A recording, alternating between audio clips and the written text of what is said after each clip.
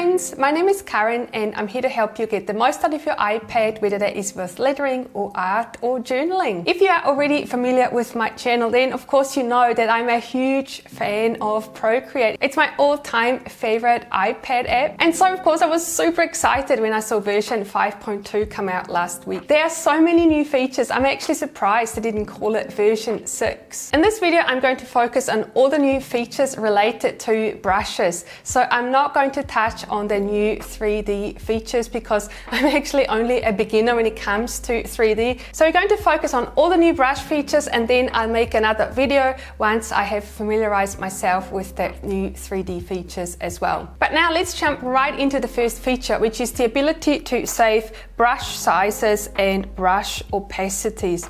I don't know about you, but I have been creating copies of my brushes because I wanted to keep the size, and you can see here we have my totally crispy brush has a size of 5%, but then I also made a copy which has size 3% and another copy which has size 8%. And so I'm so excited I no longer have to do this. So if I wanted to save all these different sizes of my brush, all I have to do is go to my original one, tap on the size, and you can see here how there is a little plus here.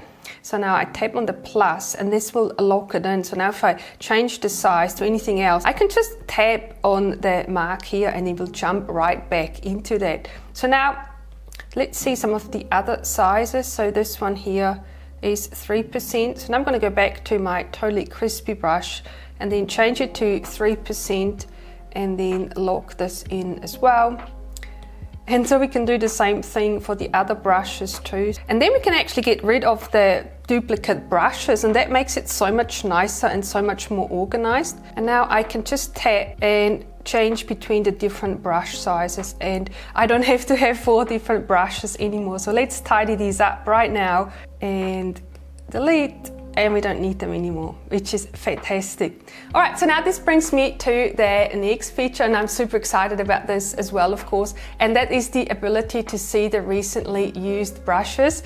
So now when you scroll up in your brush library all the way to the top, you'll see that there's a recent folder here now. And this now shows my most recently used brushes. It will automatically save up to 10 brushes that you've used recently. And then for the brushes that you use most often and that you don't want to get replaced, what you can do now is pin a brush to the most recent top. So you can see there's a little star here, and this means that this is pinned now.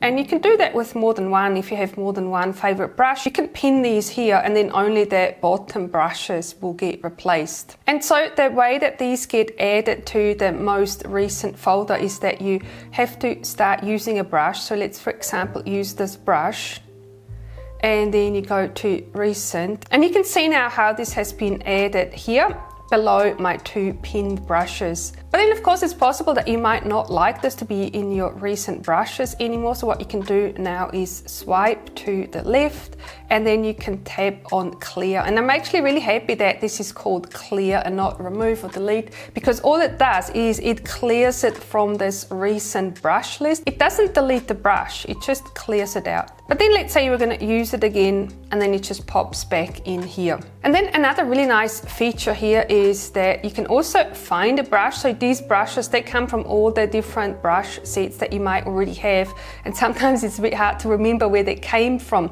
So you can swipe to the left and then tap on find, and now we are jumping into the Dream lettering brush set where all these brushes are, and the Inky fountain pen brush is right here as well. Super handy feature, and I've already made use of this so many times, so I'm very happy about this as well. And then the next feature I want to show you are some additional stabilization features. Up until now we've had the streamline setting for Procreate brushes, but now Procreate have added some additional help with stabilization. So I'm going to show you how this works now. And in order to demonstrate this, I'm going to select my traditional calligraphy brush. So let's write the word calligraphy, and you can see this brush is a really nice fine calligraphy brush. And this brush has currently got the streamline setting turned on to the max, and so it's really nice and it really helps with the wobbles. So there we go. I've obviously practiced this for a bit and my wobbles are not too bad, but I actually usually practice my lettering in the evening because I find my hands are a lot steadier than in the morning. In the morning when I drink coffee, I find my hands a little bit shaky, and that's why I never practice my lettering in the morning.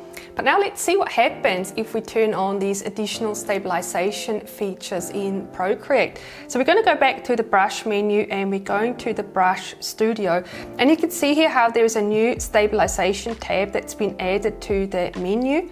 And at the moment my brush has just got the streamline setting set to the max, and then all these other settings have not been enabled yet. So now let's see what happens when we enable these settings. And in order to try this out, you can use the drawing pad here. So what you want to do is actually just create a little scribble to start with, which will then clear out that preview of your brush. And so now when you change the settings here, you can see how that stabilization affects the brush stroke.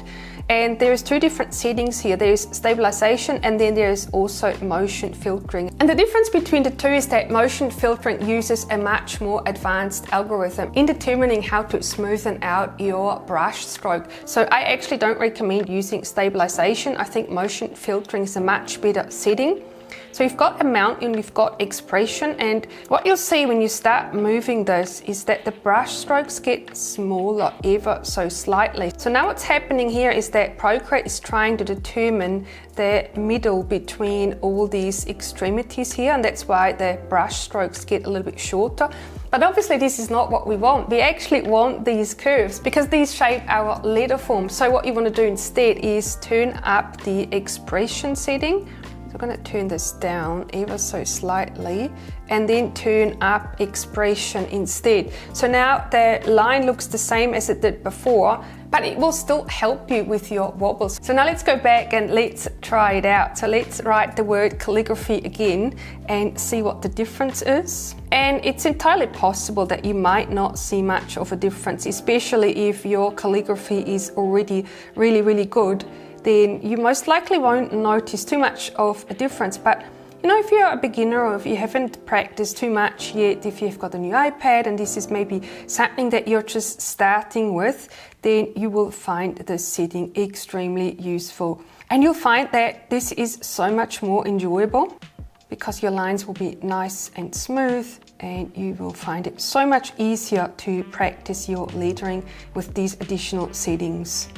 So not too much of a difference between the two, but I felt ever so slightly more comfortable with the second setting. And there's something else that I want to show you as well. So you can do this per brush setting, but there's actually also a global setting where you can apply this to all brushes. So it's totally up to you whether you want to adjust individual brushes or whether you just want to have this setting applied to all of your brushes. We got to click on the actions icon and then go to preferences. And you see that there is now this pressure and smoothing menu. So if you tap on that, you can see that we've also got stabilization, motion filtering and motion filtering expression, and also the app pressure sensitivity here. This graph here has already existed before, but I think they've just simplified the UI a little bit because it makes sense to have the Apple Pencil pressure curve here as well.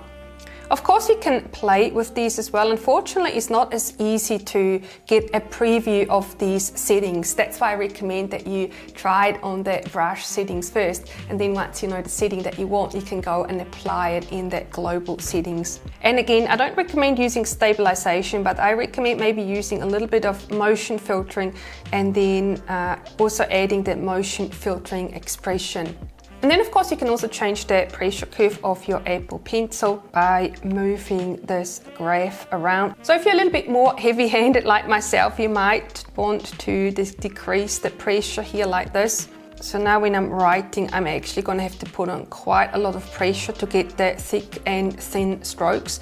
But if you don't enjoy putting a lot of pressure on your Apple Pencil, then I recommend you change it the other way. So we're going to go back to pressure and smoothing, and we're going to turn that curve this way. So now you don't have to put a lot of pressure on your Apple Pencil, and it'll make a thicker stroke a lot easier. So you can see now how this is much easier to put a thicker stroke on your iPad. But Personally, I prefer leaving this as the default. So if you want to go back to the default, you can tap on it and tap reset. Or if you want to reset everything, you can also do reset all.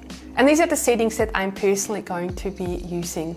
All right, and then you might have also noticed that there's a new setting here called dynamic brush scaling, and it's turned on by default. And the reason why that is because it's always been there before, but now you have the ability to turn it off. And in order to show that, we're going to create a new canvas. And I also want to show you a new feature, which is the ability to create really large canvases. If you have one of the new 2021 iPads with 1 terabyte of storage or more, your iPad will have 16 gigabytes of RAM, and all this RAM is now actually usable by Procreate. This is another super cool feature that I'm personally very excited about. So now you can create canvases of 12,000 pixels by 10,000 pixels. Or you can also do 16,000 by 8,000, which is the largest size that you can create, but I prefer this aspect ratio. And then you'll have a maximum of 11 layers. But to me, this is amazing. This is really another step towards not needing to create vector art for really large artwork. So now let's tap create. And I want to show you the dynamic scaling feature. So now we're going to go back and we are going to select the totally crispy brush. Let's choose the biggest size here. And so now what happens if I write something here and then I resize, and then maybe I'll keep drawing and I'll resize it again and I keep drawing. You'll see how my stroke is the same thickness no matter the scale of the page. And this is what I'm used to, so I recommend not changing it, but I still want to show you what it looks like if you do change it. So now we're going to the actions menu and we're going to turn off dynamic brush scaling. And so now what happens is that to start with, my stroke is a lot thicker, but then if I change the size, it makes it even thicker. Change it again, and it makes it thicker again, and thicker again. So now it doesn't adjust the thickness of my stroke when I zoom in or out of my canvas. I just wanted to show you this feature and what it's for, but I recommend that you don't change the default. So now we're going to change this back and we are going to leave it, and now it should be back to normal. And yes, it is. I really hope you found this video useful. Give me a thumbs up if you liked it. Subscribe to my channel if you haven't already. And then I'm also going to pop up another couple of videos so that you can keep watching and you can keep learning more about Procreate. Thank you so much for watching, and I'll see you in my next video.